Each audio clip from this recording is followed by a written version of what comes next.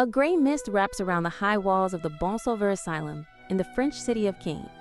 It is February 1889. Behind a barred window, a man with a long white beard, once a respected watchmaker from Alpine, once the loving father of 5 daughters he called his queens, sits in silence. His blue eyes, once lively, now carry the weight of a humiliation few saints have endured. He was not committed for any crime. He did not sin. His only fault is a terrible disease devouring his brain, cerebral arteriosclerosis. The nurses treat him like a madman. The other patients shout around him. And he, who once dreamed of consecrating his life to God in the heights of the Swiss Alps, slowly lifts his gaze to the gray sky and with a trembling voice whispers a phrase that will echo through eternity, all for the greater glory of God. In that moment, in the silence of that asylum, a father offered to the eternal Father the most painful sacrifice of his life. And unknowingly, with tears, he was writing one of the most beautiful pages of holiness in the 19th century. He was the first man in church history to be canonized alongside his wife. He was the father of 9 children, 5 of whom entered religious life, and one who became the greatest saint of modern times, Saint Thérèse of the Child Jesus, Doctor of the Church. He was a watchmaker, jeweler, pilgrim, mystic, and a man who accepted humiliation with heroism. His name was Zélie Martin, or in French, Louis Martin. And his life is living proof that holiness is not born in distant cloisters, but can flourish in the ordinary home, among the gears of a clock, around the dinner table, and even on the cold bed of a psychiatric hospital. Welcome to Sancti et Heroes. Today, we will dive deep into the soul of this patriarch of a holy family, this man of continuous prayer, this father who, in the loss of reason, found the summit of holiness. Louis Martin was born in Bordeaux on August 22, 1823, amid the military atmosphere of French barracks. His father, Pierre-François Martin, was an army captain, a veteran of the Napoleonic campaigns, a stern and deeply Catholic man. His mother, Marie-Anne Fanny Bourreau, was a woman of strong faith who nurtured in young Louis a sincere devotion from his earliest years. The family moved several times following military orders: Avignon, Strasbourg, and finally Alencon in Normandy, where they settled. Louis grew up in an environment where duty, discipline, and prayer were inseparable. He was a reserved, contemplative boy, few words, but a burning heart. The fields, rivers, and beauty of nature awakened in him an insatiable thirst for God. At 22 in 1845, Louis felt a clear call to religious life. He did not want just any vocation. He wanted absolute silence, the cold of the heights, total austerity. So he climbed the Swiss Alps toward the famous monastery of the Great St. Bernard, where the regular canons welcomed pilgrims lost in the snow with their heroic rescue dogs. It was there, on that icy summit, that Louis wanted to give his life to God. But the Reverend Prior received the young aspirant with a simple and devastating question: "Do you know Latin?" Louis lowered his head. No, he did not. He had learned watchmaking, not the classical humanities. The prior, kindly, suggested he return to the world, study Latin, and perhaps come back later. Louis tried. He returned home, hired a private tutor, opened his books. But his health weakened. His studies did not progress as he wished, and little by little, with the serenity that would become his hallmark, he understood God had other plans. The monastery door had closed. But as he would later say, God writes straight with crooked lines. The future would show that the Lord wanted him not as a monk in the mountains, but as a patriarch in the Norman plains. Accepting divine will, Louis devoted himself body and soul to the art of watchmaking. He learned the craft in Rennes, perfected it in Strasbourg, lived for a few months in Paris, where he encountered the bustling life of the capital, but firmly resisted the temptations offered there. He kept a small spiritual notebook in which he wrote short prayers, and there asked for a wife, holy, according to the heart of God. In 1850, he returned definitively to Alencon and opened his own watch and jewelry shop on Rue du Pont-Neuf. His single life was a rare model of purity for the time. He did not attend balls or taverns. He worked with almost artistic perfection. He read a lot, especially spiritual books. He loved fishing in the calm waters of Normandy's rivers and would later offer the best fish to the poor religious women of the city. But what most impressed his contemporaries was his refuge, the pavilion. It was a small stone tower Louis bought on the outskirts of Alpine, with a room at the top where he would retreat to pray, read, and contemplate. There, in that intimate silence, Louis would spend hours in silent prayer before a statue of the Virgin Mary. The pavilion was his own Great St. Bernard monastery, a Carmelite cloister in the middle of the world. For 10 long years, Louis Martin lived as a consecrated celibate, though a layman. And perhaps he would have remained so forever if God himself had not chosen for him the wife who would make him holy. Providence worked silently on a bridge. It was the St. Leonard Bridge in Alpine. One day in 1858, a young woman named Zélie Martin, a talented lacemaker, was crossing the bridge when her gaze met that of a noble man with a well-trimmed beard, elegant posture, and deep eyes. At that moment, she heard an inner voice clearly say, "This is the person I have prepared for you." Zélie had also dreamed of religious life and had also been refused. Both had knocked on the doors of cloisters. Both had been returned to the world. And now, providentially, they met on a bridge over a river. The marriage was celebrated 3 months later at midnight in the Basilica of Our Lady of Alpine on July 13, 1858. Louis was 34, Zélie 26. And here emerges one of the most surprising details of this story. Deeply marked by the desire for virginity, the newlyweds decided, by mutual agreement, to live as brother and sister in absolute continence. For 10 months, their union was purely spiritual. It was then necessary for Zélie's confessor to intervene, explaining clearly, marriage is holy, and God desires a family from them. That they should have children, yes, but children for heaven. And children for heaven they had. 9 children came, one after another, amid joys and sorrows. Marie, Pauline, Léonie, Helena, Joseph Louis, Joseph Jean-Baptiste, Céline, Melanie Thérèse, and finally, in 1873, little Teresa, the future Saint Thérèse of the child Jesus. But the shadow of death hovered over the Martin household.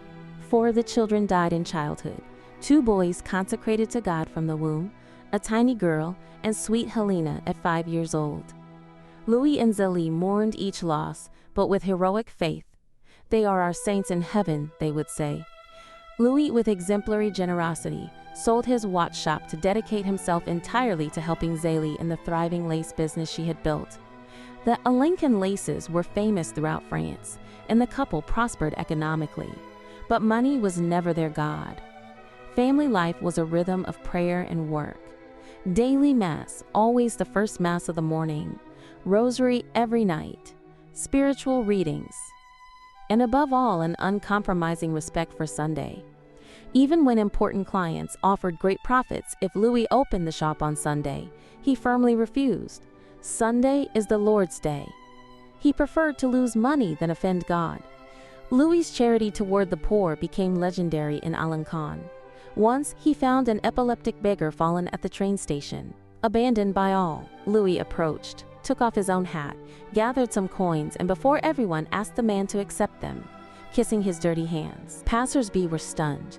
That distinguished and elegant gentleman, kneeling before a poor man as before Christ. It was the gospel lived without words. He taught his daughters to give alms personally, to speak with beggars, to look into the eyes of those who suffer. He took them on pilgrimages to shrines, to Lourdes, to Chartres. Each daughter received a loving nickname from him. Maria was his diamond, Pauline his fine pearl, Léonie his good Léonie, Céline his intrepid one, and little Thérèse his little queen. He in turn was for them the king, and under the king and queen, all the daughters together were the court. But the earthly throne of the king would begin to crumble. In 1877, after a long and painful battle with breast cancer, Zélie passed away at only 45 years old. Louis was devastated. He had lost his companion, his beloved, the mother of his daughters, and his intercessor before God. Yet, amid the pain, Louis made a heroic decision. His daughters were still young. Thérèse was only 4 years old, and they needed a mother figure.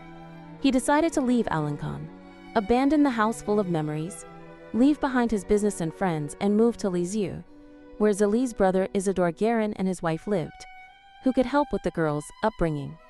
In Lisieux, they settled into a beautiful house called Les Buissonniers, surrounded by a garden.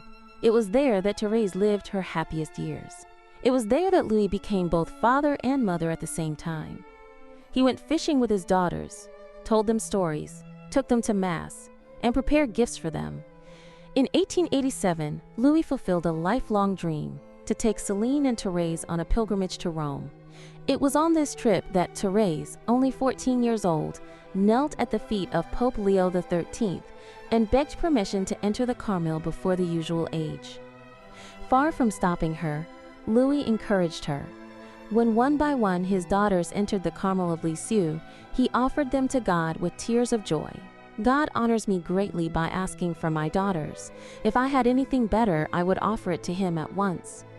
But God was going to ask something even greater, himself. In June 1888, during adoration of the Blessed Sacrament, Louis understood that God was calling him to a sacrifice. He offered himself as a victim, and the sacrifice came.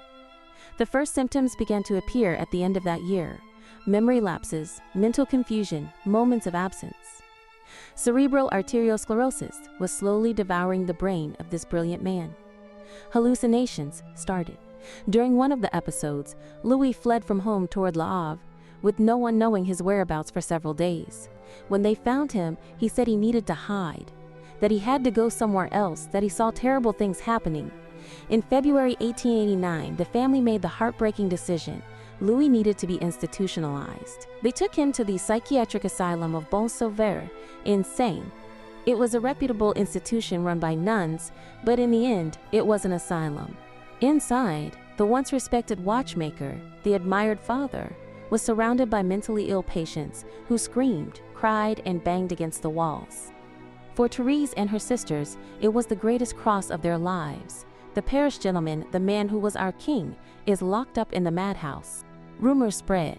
Some said Louis had gone mad because of pride in having given so many daughters to the Carmel. The newspapers even wrote cruel things. The social humiliation was overwhelming. But Louis, in rare moments of lucidity, accepted it all with supernatural serenity. On one such occasion, he said to visitors the phrase that sealed his holiness: "I know why the good God gave me this trial. I have never been humiliated in my life. I needed to be humiliated." For 3.5 years he remained in that asylum. In 1892, after a paralysis that made it impossible for him to escape or move, it was finally possible to bring him back home, under the care of faithful Céline, who sacrificed herself for years to care for her beloved father. When, before one of her last visits to Caen, Thérèse came to say goodbye to him before entering the Carmel for good, Louis raised his eyes to heaven and with a trembling voice said to her, "Let us go, my little queen, to heaven." Louis's last years were a slow calvary. Immobilized in a wheelchair, mute most of the time, he only lifted his eyes to the crucifix and murmured, "All for the greater glory of God." On July 29, 1894, amid the loving care of Céline, Zélie Martin suffered a heart attack and gave his soul to God. He was 70 years old.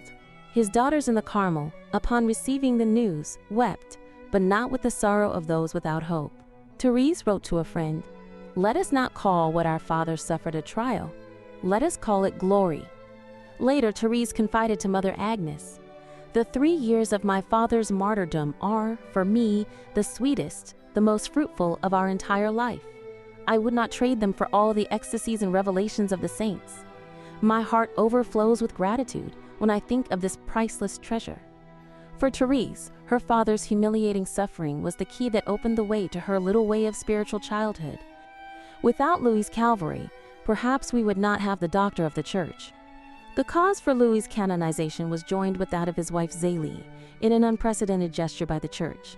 The couple would be recognized as saints together, as a couple, as a living sacrament of Christian marriage.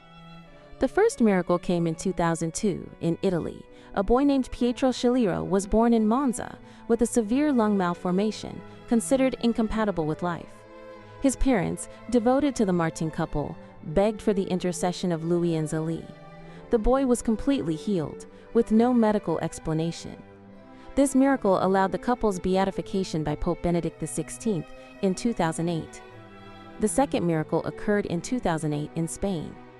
A girl named Carmen Perez Ponce was born prematurely in Valencia, with cerebral hemorrhages and multiple life-threatening complications. Once again, the family turned to the intercession of Louis and Zélie Martin.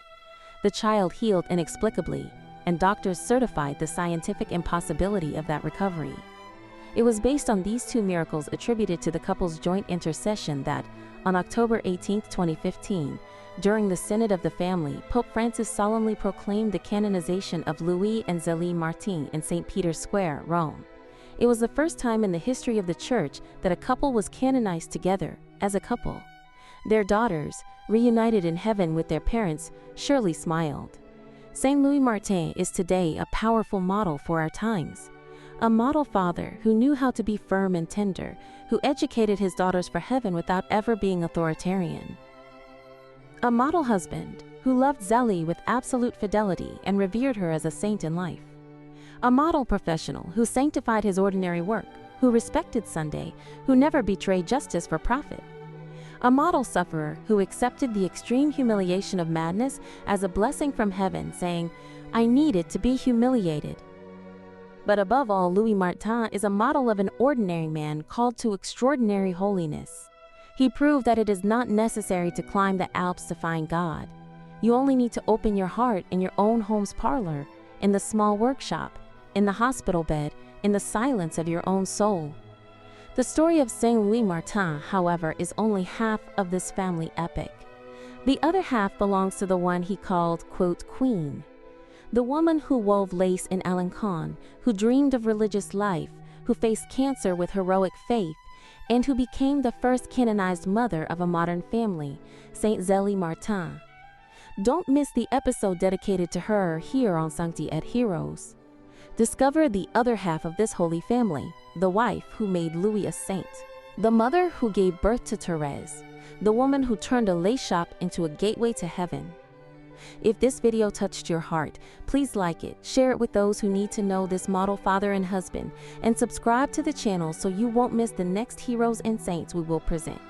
May St. Louis Martin intercede for all the families of the world. May he teach us to accept God's will even in humiliation. And may he guide us, as he guided his daughters, to the kingdom of heaven. Sancti et Heroes, because holiness is still the greatest heroism of our times.